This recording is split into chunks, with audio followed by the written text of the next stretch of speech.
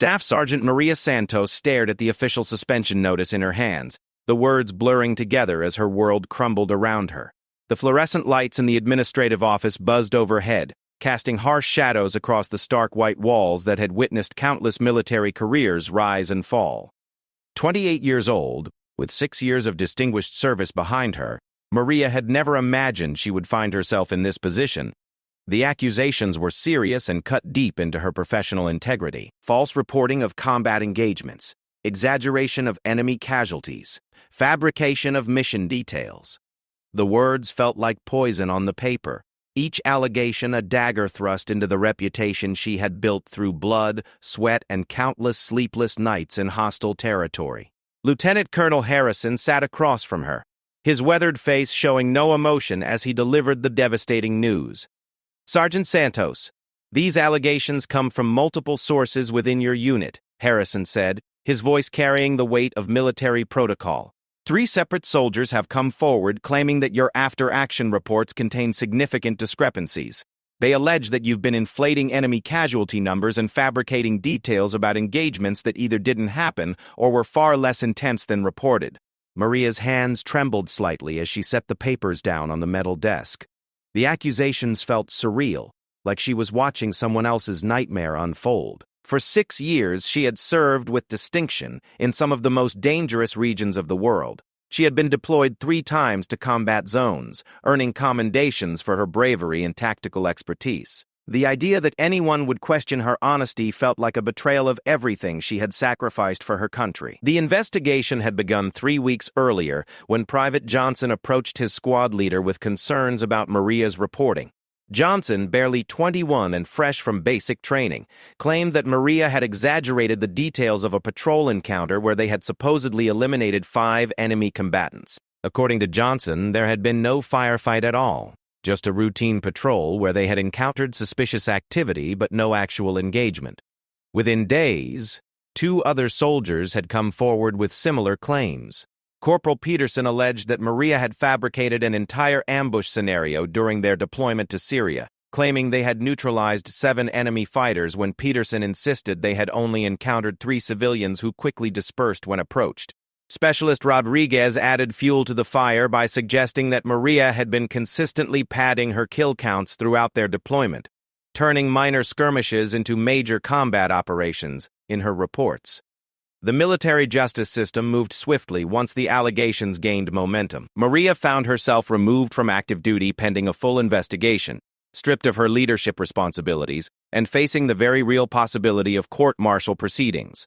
The base gossip mill worked overtime, spreading rumors and speculation about the decorated sergeant who had allegedly been living a lie. Maria's mind raced back to the events in question, trying to understand how her actions could have been so grossly misinterpreted. The patrol that Johnson referenced had indeed involved enemy contact. She remembered the crack of sniper fire, the way her squad had taken cover behind a damaged concrete wall, and the methodical process of clearing the area. The enemy fighters had been armed and hostile, firing from concealed positions among the ruins of what had once been a marketplace. The Syria incident that Peterson disputed was even more vivid in her memory. The ambush had been sudden and coordinated, with enemy fighters emerging from multiple positions to pin down her patrol. She could still hear the distinctive sound of AK-47 fire, smell the acrid smoke from improvised explosive devices, and feel the adrenaline coursing through her veins as she directed her squad's response. 7 enemy combatants had been confirmed killed in that engagement, their weapons recovered and documented according to standard protocol.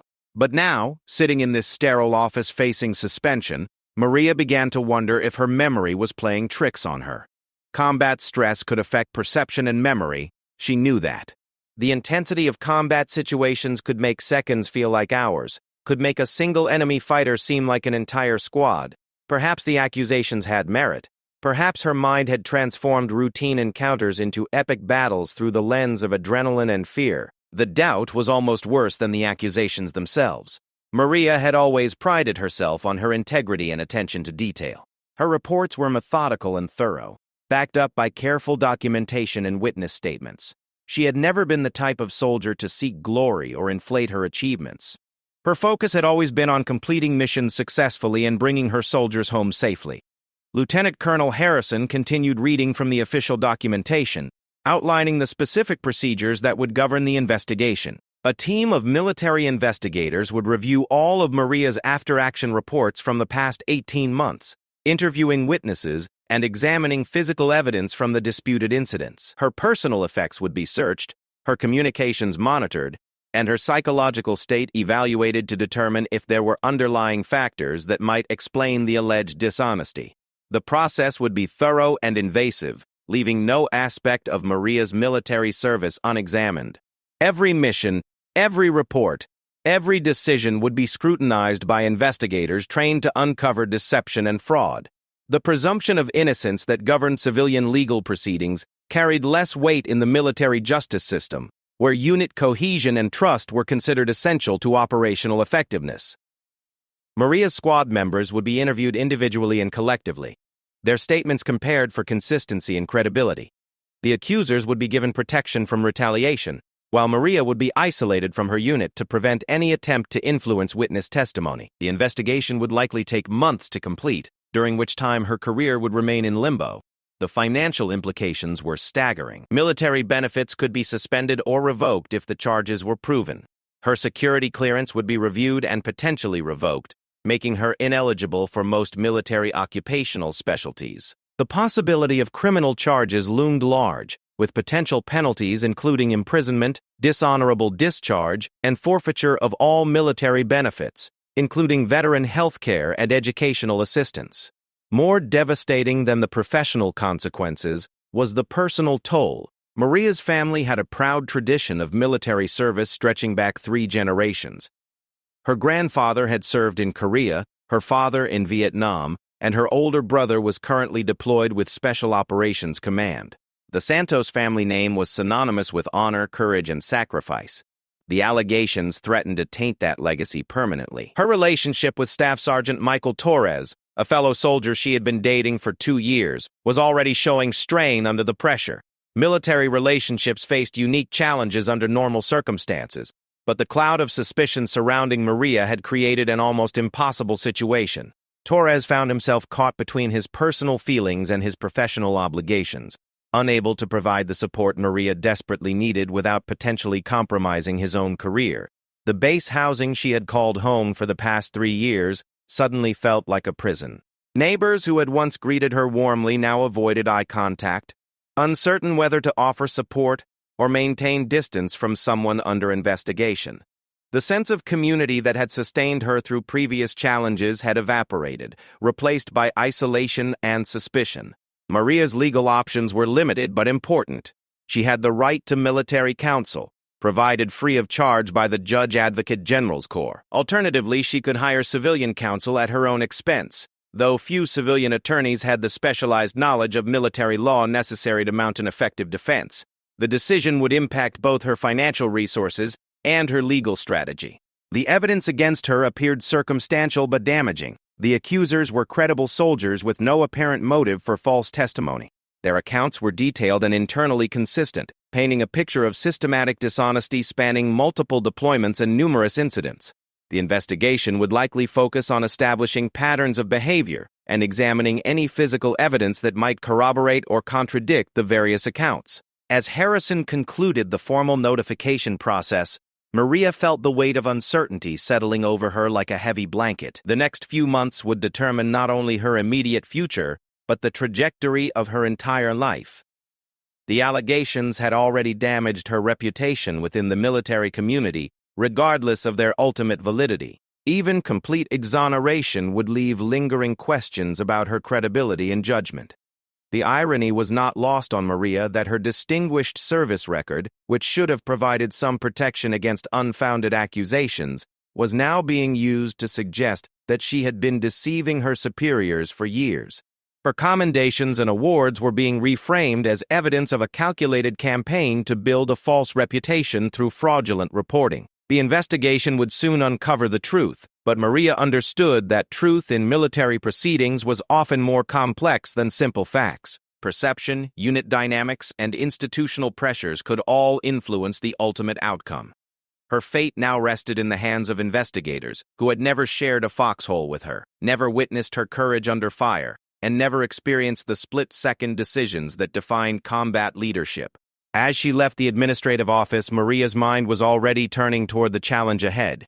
She would need to reconstruct every disputed incident in meticulous detail, gathering evidence and witness statements to support her version of events. The task seemed overwhelming, but her military training had taught her to break complex problems into manageable components and tackle them systematically. The hallway outside the administrative office felt longer than usual, each step echoing off the polished linoleum floors. Other soldiers moved past her with purposeful strides, their conversations stopping abruptly when they noticed her presence. The invisible weight of suspicion followed her like a shadow, a constant reminder that her world had fundamentally changed in the span of a single meeting. Captain Jennifer Walsh arrived at the base 3 days after Maria's suspension, carrying a briefcase full of investigative protocols and a reputation for thoroughness that made seasoned officers nervous. As the lead investigator for the Military Criminal Investigative Service, Walsh had built her career on unraveling complex cases where the truth was buried beneath layers of military protocol and personal loyalty. Her assignment to Maria's case signaled that the allegations were being taken seriously at the highest levels of command. Walsh's first order of business was establishing a timeline of events covering Maria's entire deployment history. She requisitioned all after-action reports, mission briefings, and personnel files related to Maria's service. The paperwork filled 3 large filing cabinets, representing thousands of hours of operational activity across multiple theaters of operation. Each document would need to be analyzed for inconsistencies, cross-referenced with witness statements, and compared against available intelligence reports. The interview process began with Private Johnson, whose initial complaint had triggered the investigation. Walsh conducted the session in a sterile conference room, recording devices capturing every word while a stenographer transcribed the proceedings. Johnson appeared nervous but determined as he recounted his version of the disputed patrol incident. "Sergeant Santos told us we were going on a routine reconnaissance patrol," Johnson explained, his voice steady despite obvious tension. "We were supposed to observe and report on enemy movement in Sector 7. But when we got back to base, her report described a major firefight where we supposedly killed 5 enemy combatants." "That never happened, ma'am. We saw some suspicious activity, maybe 3 or 4 individuals who scattered when they spotted us. But there was no shooting, no engagement, nothing like what she described." Walsh pressed for details, exploring every aspect of Johnson's recollection. The young soldier's account was consistent and detailed, describing specific locations, weather conditions, and the reactions of other squad members during the patrol. He produced a personal journal where he had recorded his own observations of the mission, entries that contradicted several key elements of Maria's official report. Corporal Peterson's interview painted an even more troubling picture. The veteran soldier, with 4 years of service and 2 previous deployments, described a pattern of exaggerated reporting that he claimed had been ongoing for months. According to Peterson, Maria had gradually escalated her descriptions of routine encounters, transforming minor incidents into significant combat operations. "I respected Sergeant Santos initially," Peterson told Walsh during his recorded statement. "She seemed competent and confident, the kind of leader you want in a combat zone. But I started noticing discrepancies between what actually happened during missions and what appeared in her after-action reports. At first, I thought maybe I was misremembering things or that she had access to intelligence that explained the differences. But the pattern became impossible to ignore." Peterson described the Syria incident in detail, providing a version of events that bore little resemblance to Maria's official account. According to his recollection, the patrol had encountered 3 civilians near a suspected cache location. The individuals had fled when approached, and the patrol had discovered some abandoned equipment, but no weapons or evidence of hostile intent. Peterson insisted that no shots had been fired and no enemy combatants had been engaged, directly contradicting Maria's report of a coordinated ambush resulting in 7 enemy casualties. Specialist Rodriguez added another layer of complexity to the investigation. His allegations suggested that Maria's supposedly fraudulent reporting extended beyond specific incidents to encompass a systematic inflation of her unit's combat effectiveness. Rodriguez claimed that Maria had been keeping an unofficial tally of enemy kills, boasting to junior soldiers about her unit's high body count while encouraging them to remain silent about the discrepancies between reality and official reports. She used to talk about how important it was for our unit to maintain high operational statistics, Rodriguez explained to Walsh. She said that units with impressive combat records receive better equipment, priority for good assignments, and faster promotions.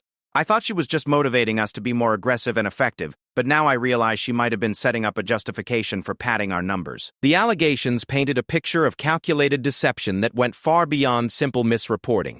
If Rodriguez's claims were accurate, Maria had been manipulating official records to advance her career and improve her unit's standing within the broader military hierarchy. The implications extended beyond individual misconduct to suggest systematic fraud that could have affected resource allocation, strategic planning, and personnel decisions across multiple levels of command. Walsh's investigation expanded to include communications analysis, examining Maria's emails, text messages, and official correspondence for evidence of planning or coordination related to the alleged false reporting. Military intelligence specialists were brought in to analyze satellite imagery and drone surveillance footage from the disputed incidents, looking for objective evidence that might support or refute the various accounts. The technical analysis proved inconclusive but troubling. Satellite imagery from the Syria incident showed evidence of weapons fire and explosive damage in the area where Maria's patrol had operated, supporting her claim of a significant engagement. However, the imagery was taken several hours after the patrol had departed, making it impossible to definitively link the evidence to Maria's specific encounter. The damage could have resulted from a later engagement, unrelated military activity, or even deliberate staging designed to support false reports. Communications intercepts from enemy forces in the region mentioned casualties suffered during the time frame of Maria's patrol, but the references were vague and could have related to multiple incidents. Intelligence analysts noted that enemy communications often contained disinformation or exaggerated claims, making them unreliable sources for verifying specific tactical encounters. The psychological evaluation component of the investigation added another dimension of complexity. Military psychologists interviewed Maria's colleagues and superiors, looking for signs of behavioral changes or psychological stress that might explain fraudulent reporting. Combat stress, post-traumatic stress disorder, and other deployment-related psychological conditions could sometimes manifest in reality, distortion, or compulsive lying. Dr. Rebecca Martinez, the clinical psychologist assigned to evaluate Maria's mental health, found no evidence of significant psychological disorders that would explain systematic dishonesty. Maria's psychological profile suggested a highly motivated, detail-oriented individual with strong moral convictions and a deep sense of professional pride. The evaluation included extensive testing and interviews, but Dr. Martinez found no indication of the narcissistic personality traits or antisocial tendencies typically associated with pathological lying. Subject presents as psychologically stable with no indication of disorders that would predispose her to systematic deception. Dr. Martinez wrote in her confidential report to Walsh. Her responses to integrity assessments are consistent with someone telling the truth, and her emotional reactions to the allegations appear genuine. While this doesn't definitively prove innocence, it suggests that if fraudulent reporting occurred, it was not the result of underlying psychological pathology. The investigation timeline stretched into its second month as Walsh struggled to reconcile the conflicting accounts. Physical evidence remained ambiguous, witness testimony was contradictory, and technical analysis had failed to provide definitive proof either way. The accusers maintained their stories under repeated questioning, while Maria continued to insist on her innocence, despite mounting pressure to accept a plea agreement that would result in administrative punishment rather than criminal prosecution. Walsh found herself investigating not just the specific incidents in question, but the broader culture and dynamics within Maria's unit. Military units developed their own internal cultures, informal hierarchies, and communication patterns that could influence how events were perceived and reported. Understanding these dynamics was essential to determining whether the allegations reflected genuine misconduct or represented conflicts rooted in personality clashes, leadership disputes, or unit dysfunction. The investigation revealed tensions within Maria's squad that predated the current allegations. Johnson had received negative performance evaluations from Maria, including documented counseling sessions addressing his failure to follow orders and maintain proper equipment readiness. Peterson had been passed over for promotion to sergeant, a decision that Maria had influenced through her evaluation of his leadership potential. Rodriguez had requested a transfer to a different unit shortly before coming forward with his allegations, citing incompatibility with Maria's leadership style. These revelations raised questions about the accuser's motivations and credibility. Military justice proceedings required careful consideration of witness bias and potential conflicts of interest that might influence testimony. However, the consistency of the accusations across multiple individuals with different grievances suggested either a coordinated conspiracy or genuine substance to the allegations. Walsh interviewed other members of Maria's extended unit, looking for additional witnesses who might provide independent corroboration of the disputed events. Most soldiers expressed surprise at the allegations, describing Maria as a competent and honest leader who had consistently demonstrated good judgment under pressure. Several squad members from different platoons recalled hearing about the Syria engagement and other incidents through official channels, with details that matched Maria's version of events rather than her accuser's accounts. The chain of command analysis revealed another layer of complexity.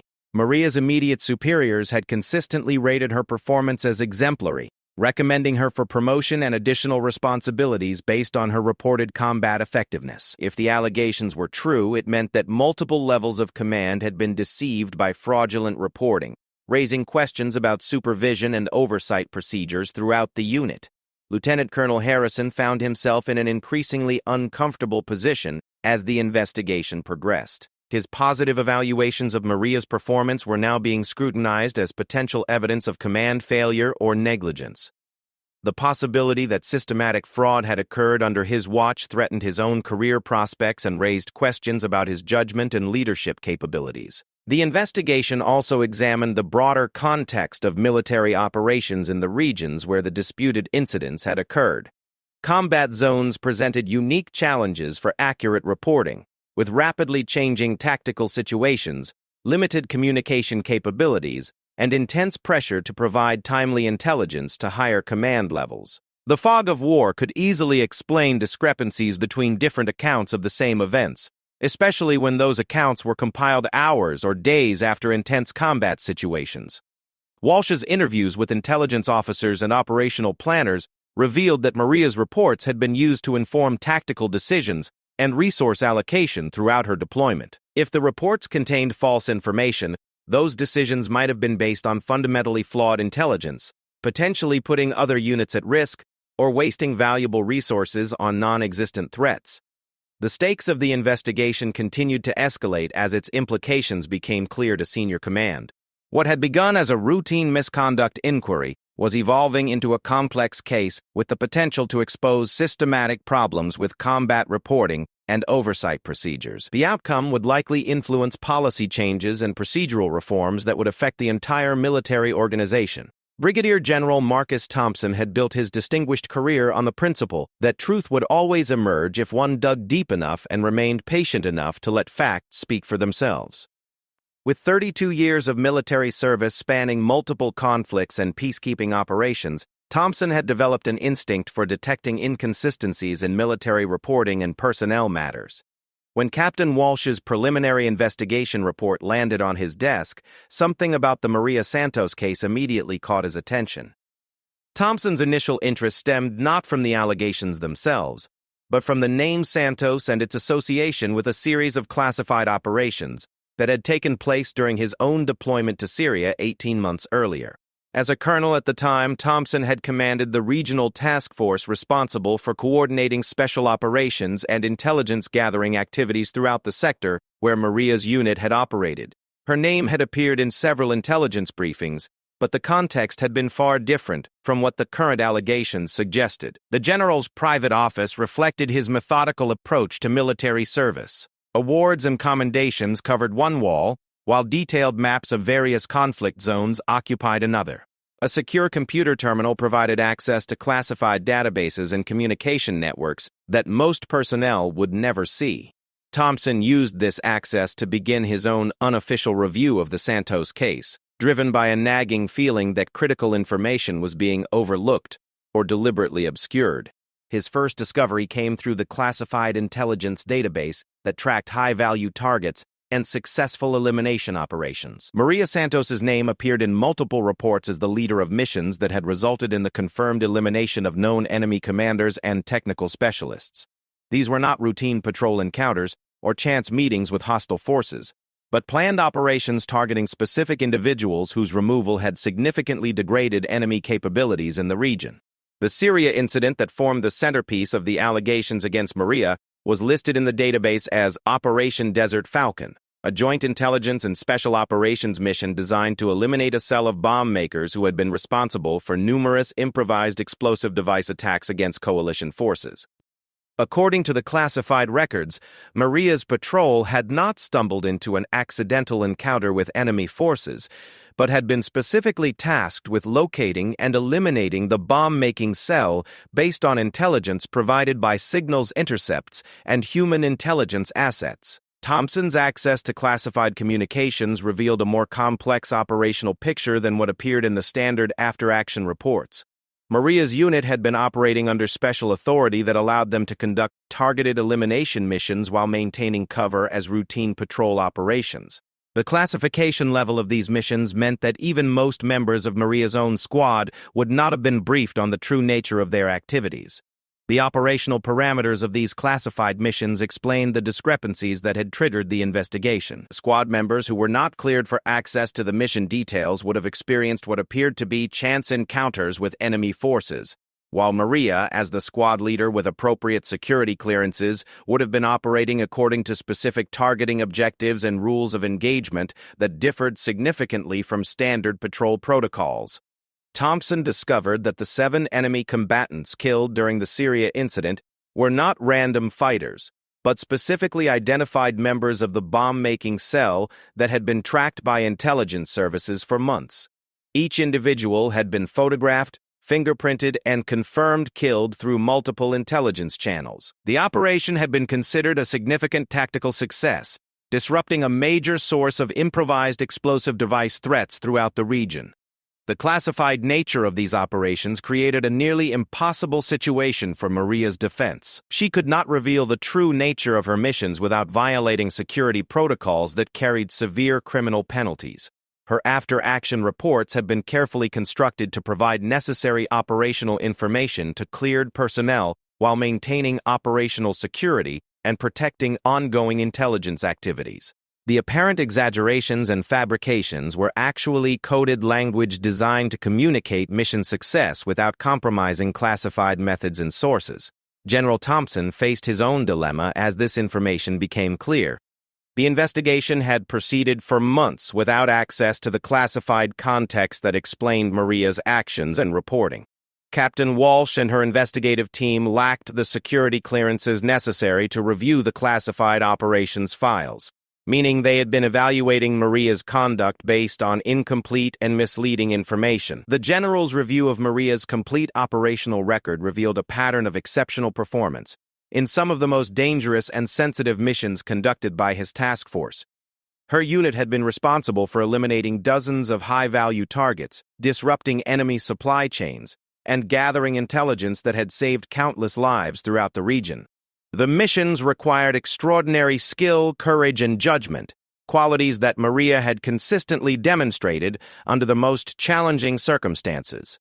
Thompson's analysis of the accuser's statements revealed another troubling pattern. Private Johnson, Corporal Peterson, and Specialist Rodriguez had all been excluded from the classified briefings that would have explained the true nature of their missions. Their perceptions of Maria's actions were based on incomplete information, leading them to misinterpret successful special operations as fabricated encounters. Their accusations, while appearing credible on the surface, were based on fundamental misunderstandings about what they had actually experienced during their deployments. The investigation had also failed to account for the psychological pressure placed on squad members who participated in classified operations without full knowledge of their objectives. The disconnect between their understanding of events and the official reports could easily create cognitive dissonance and suspicion about their leadership's honesty. The accuser's behavior was consistent with personnel who had experienced classified operations without proper context, leading to confusion and mistrust that manifested as allegations of misconduct. General Thompson realized that the Santos case represented a larger problem with how classified operations were being conducted and documented. The security requirements that protected sensitive missions were creating situations where loyal soldiers could inadvertently become victims of their own success. The compartmentalized nature of special operations meant that even squad members participating in missions might not understand what they had accomplished, or why their leaders' reports seemed to differ from their own observations. The general's position gave him access to personnel files and performance evaluations that painted a comprehensive picture of Maria's character and capabilities. Her psychological evaluations consistently rated her as exceptional in terms of integrity, judgment, and moral courage. Training records showed superior performance in advanced combat leadership courses, special operations techniques, and intelligence analysis.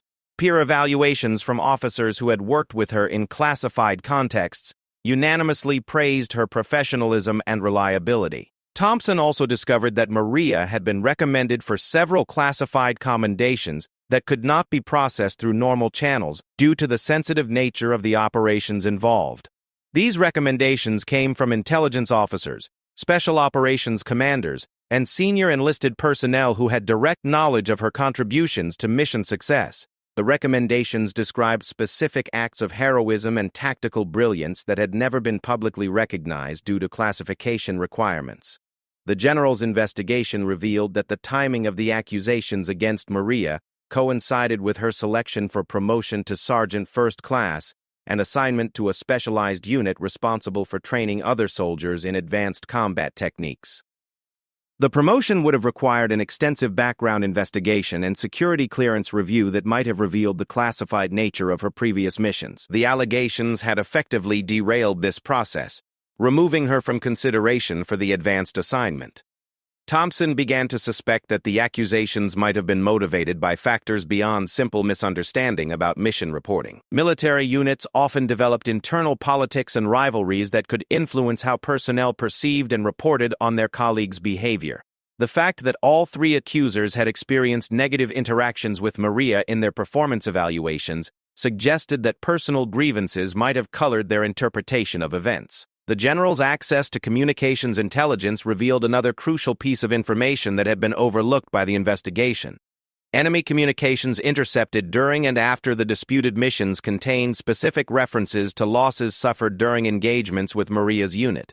These communications provided independent verification of the casualties reported in Maria's after-action reports, confirming that significant enemy losses had indeed occurred during the timeframes in question. The intelligence also revealed that enemy forces had specifically identified Maria's unit as a high-priority target due to their effectiveness in eliminating key personnel and disrupting operations. Several intercepted communications described plans to ambush or eliminate Maria and her squad members, indicating that enemy forces recognized the threat posed by their operations. This information contradicted the accuser's claims that the missions had been routine patrols with minimal enemy contact.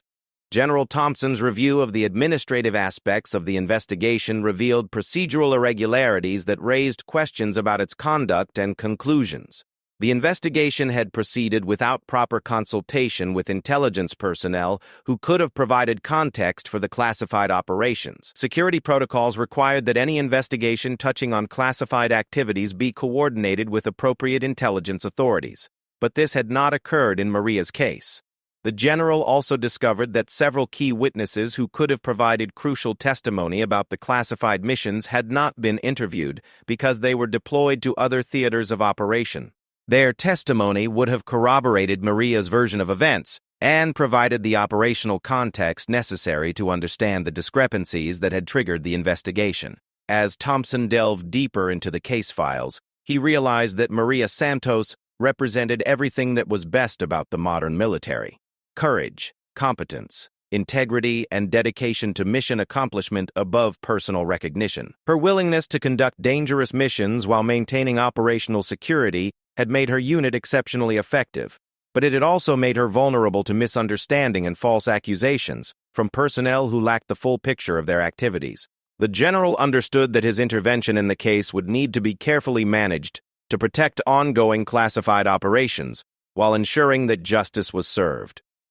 The revelation of Maria's true role and accomplishments would require coordination with multiple intelligence agencies and special operations commands to determine what information could be safely disclosed to resolve the allegations against her. Thompson also recognized that the Santos case highlighted significant problems with how the military conducted and supervised classified operations.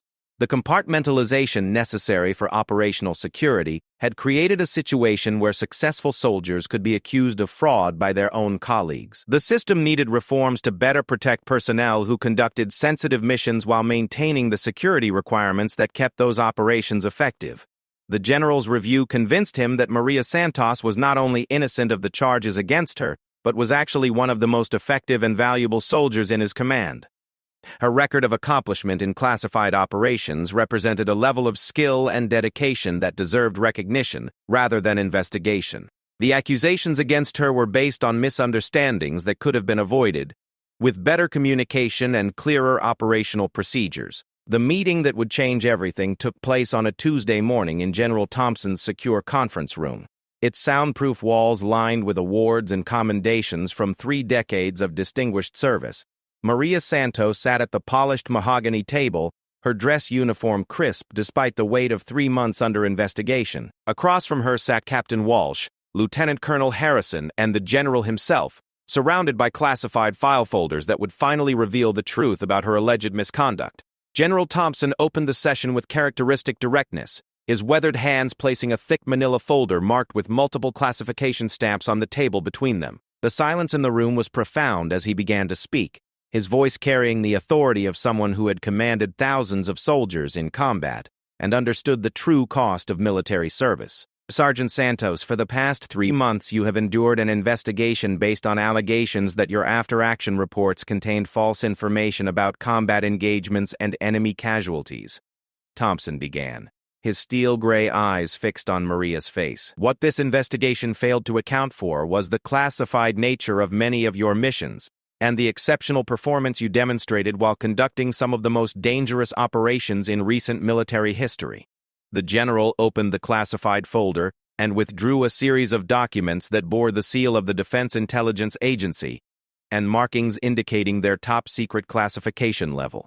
Captain Walsh's expression shifted from professional confidence to confusion as she realized that crucial information had been withheld from her investigation due to security protocols that she lacked the clearance to access. The Syria incident that formed the centerpiece of the allegations against you was not a routine patrol that encountered unexpected enemy contact. Thompson continued, his voice gaining intensity as he read from the classified operational summaries.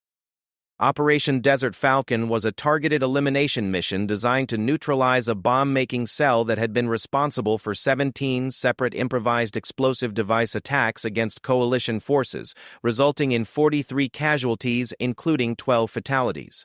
Maria's eyes widened as the general revealed details about missions that she had never been allowed to discuss, even in her own defense. The operational security requirements that had protected ongoing intelligence activities had simultaneously made her appear guilty of the very crimes she had been falsely accused of committing. The irony was bitter. Her success in maintaining classified information had nearly destroyed her career. Thompson's revelation continued as he detailed the specific intelligence that had guided Maria's operations. The 7 enemy combatants killed during the Syria engagement were not random fighters, but specifically identified bomb makers whose elimination had been planned for months based on communications intercepts, human intelligence, and surveillance operations conducted by multiple agencies. Each individual had been photographed, their activities documented, and their elimination confirmed through multiple independent sources. Khalil al-Rashid, the cell leader, had been responsible for training other bomb makers throughout the region. The general read from the intelligence summary. His elimination alone is estimated to have prevented dozens of future attacks. Ahmed Hassan, the technical specialist, had developed new triggering mechanisms that made detection nearly impossible. The operation that your squad conducted eliminated the entire cell structure and disrupted bomb-making activities throughout the sector. The classified documents revealed that Maria's unit had been operating under special authority that allowed them to conduct targeted elimination missions while maintaining cover as routine patrol operations. The extraordinary nature of these missions required careful coordination with intelligence agencies, special operations commands, and senior military leadership.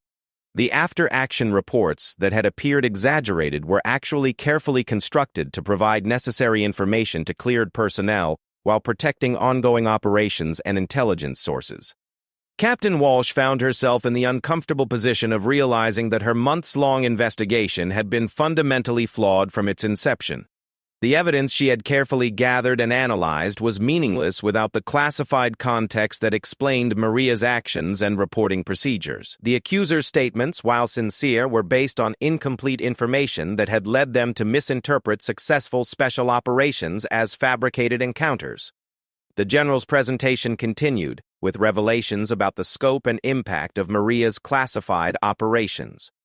Her unit had been responsible for eliminating 37 high-value targets during their deployment, disrupting enemy supply chains, gathering critical intelligence, and conducting reconnaissance missions that had saved countless coalition lives. The missions required extraordinary skill, courage, and judgment, qualities that Maria had consistently demonstrated under the most challenging circumstances imaginable. The enemy casualty count that was central to the allegations against Sergeant Santos represents one of the most successful special operations campaigns conducted during this deployment cycle, Thompson explained, his voice carrying a note of pride as he described Maria's accomplishments. Intelligence analysis indicates that her unit's activities reduced enemy attack capabilities in the region by an estimated 60%, allowing other coalition units to operate with significantly reduced risk. The classified personnel files revealed that Maria had been recommended for several awards and commendations that could not be processed through normal channels due to the sensitive nature of the operations involved. These recommendations came from intelligence officers, special operations commanders, and senior enlisted personnel who had direct knowledge of her contributions to mission success. The recommendations described specific acts of heroism and tactical brilliance that had never been publicly recognized due to classification requirements. Thompson's investigation had also uncovered communications intelligence that provided independent verification of the casualties reported in Maria's after-action reports. Enemy communications intercepted during and after the disputed missions contained specific references to losses suffered during engagements with Maria's unit. These communications, analyzed by specialist linguists and intelligence analysts, confirmed that significant enemy losses had indeed occurred during the timeframes and locations specified in Maria's reports. The revelation about the classified nature of Maria's missions also explained the behavior and motivations of her accusers. Private Johnson, Corporal Peterson, and Specialist Rodriguez had all been excluded from the classified briefings that would have provided context for their experiences. Their perceptions of Maria's actions were based on incomplete information, leading them to misinterpret successful special operations as fabricated encounters. Their accusations, while appearing credible, were based on fundamental misunderstandings about what they had actually experienced during their deployments. The general's analysis revealed that the timing of the accusations against Maria was particularly suspicious given her recent selection for promotion to Sergeant First Class and assignment to a specialized training unit.